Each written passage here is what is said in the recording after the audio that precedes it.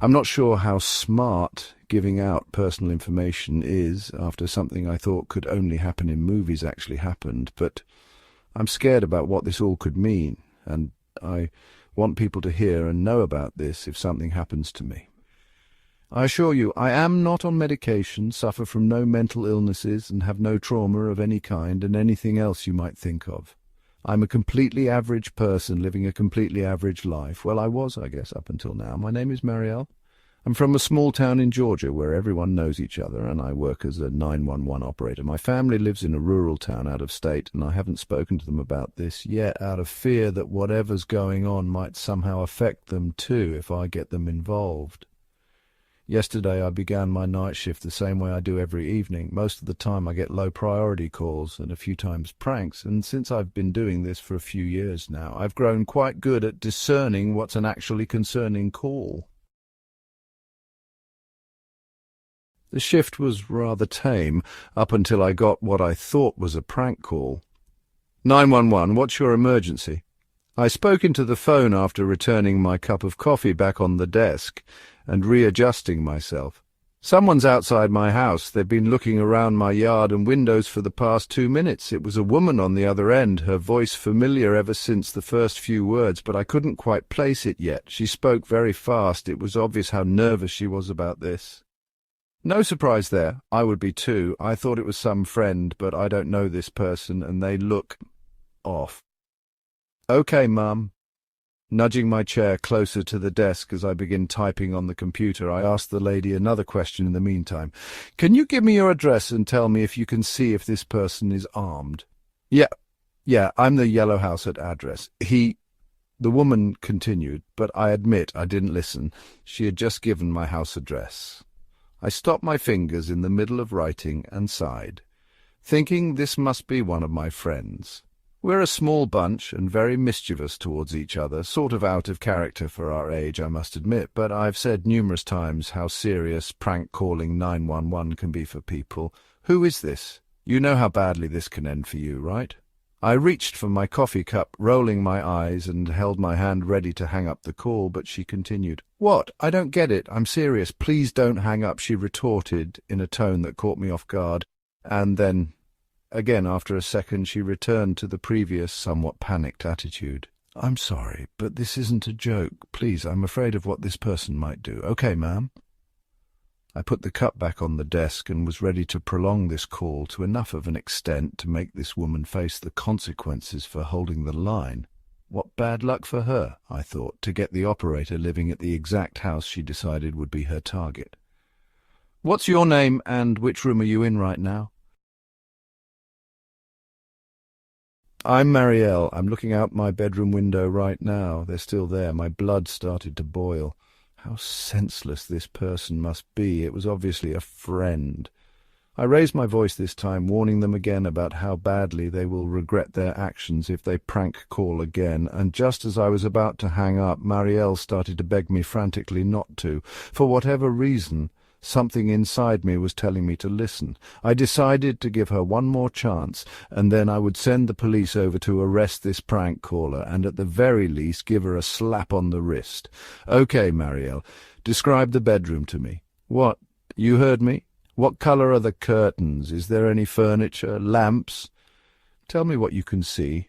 Though I've known said friends for quite a while now, none of them have ever been in my house. I prefer it that way, not because I don't trust them to enter my home, but because I've never been fond of having guests, neither did my parents when I was little.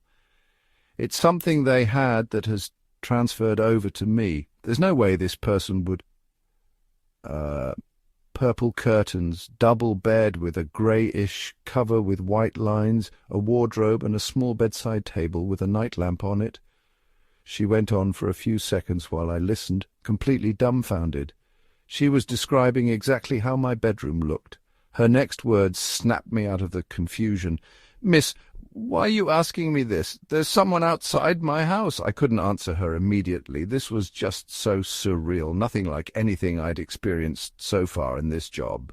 This woman, apparently named Marielle, who sounds just like me, claiming she lives at my address and is standing in the exact same bedroom as mine, was talking to me.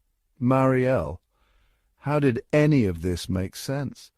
I tried to keep my cool and continue talking to her normally, but I could hear the shakiness in my own voice when all I could mutter was an "okay, ma'am," before falling silent again and rummaged around my desk drawer to find my personal phone.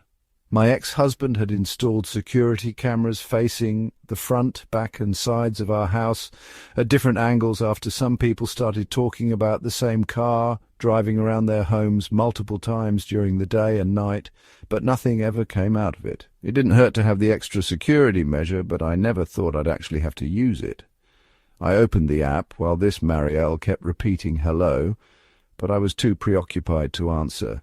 I admit my heart had dropped into my stomach at this point, and it only got worse after I opened the camera app.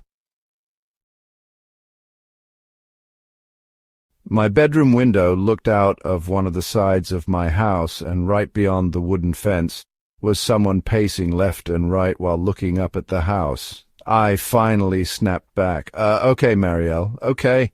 I'm sending a patrol car your way immediately. Excuse the hold-up. I tried to regain my composure, but could still hear my words trembling as I spoke them out loud. While the person wasn't trespassing and technically not committing any crime, what puzzled me more was that I was currently completely free of any alcohol or drug influence, talking to myself, to another me. Move away from the window to make sure he doesn't see you. Do you...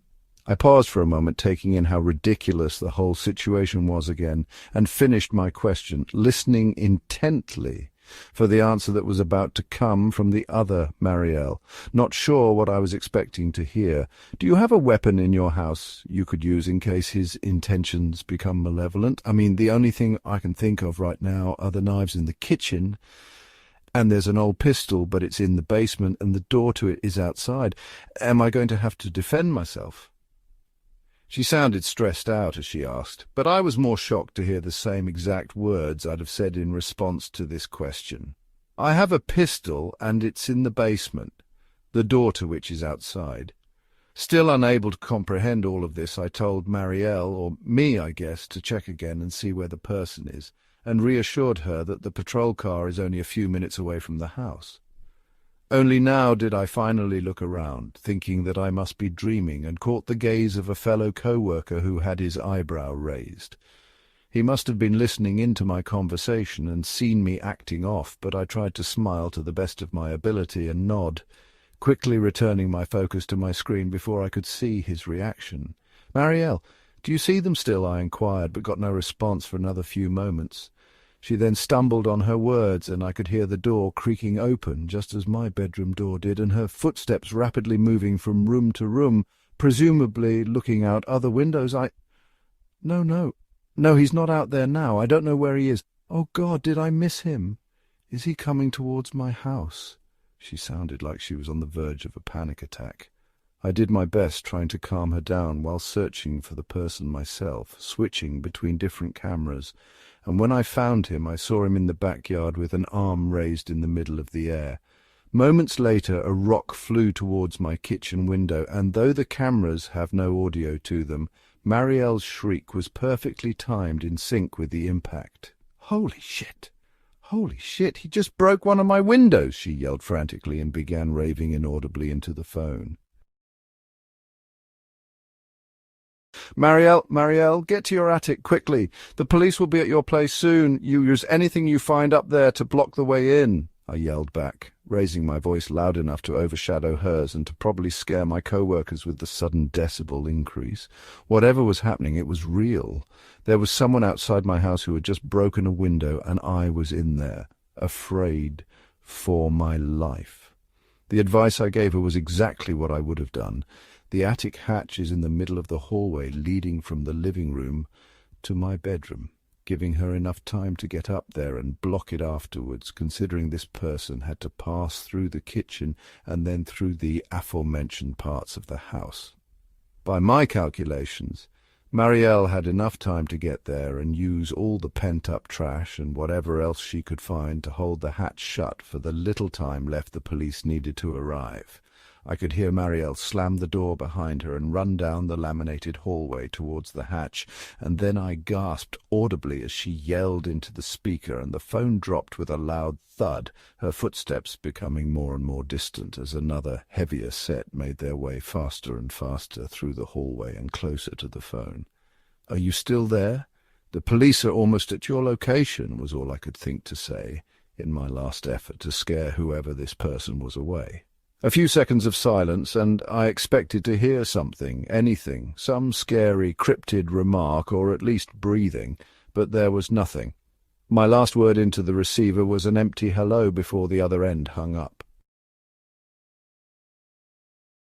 I couldn't believe what had just happened, and must have sat at my desk staring into the screen for at least 2 minutes before the same co-worker from earlier, Connor, came and put his hand on my shoulder, prompting me to scream and push him away.